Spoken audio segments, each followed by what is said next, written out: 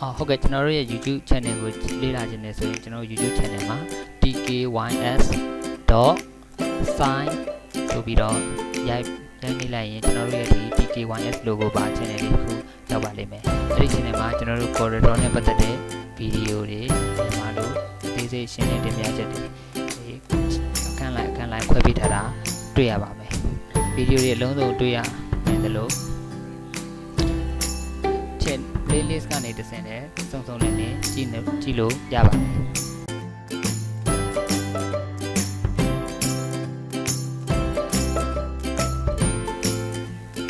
ကျွန်တော်တို့ playlist မှာနှစ်ခုအနေနဲ့ခွဲထားပေးပါတယ် basic corridor tutorial နဲ့ program စတင်လေ့လာခြင်းဆိုတဲ့အပိုင်းတစ်ပိုင်းအနေနဲ့ခွဲပေးထားပါတယ်ဒီ playlist အလိုက်စလေ့လာမယ့်အချိန်လေးတွေလေးစိတ်လေ့လာနိုင်ပါတယ်ခင်ဗျာ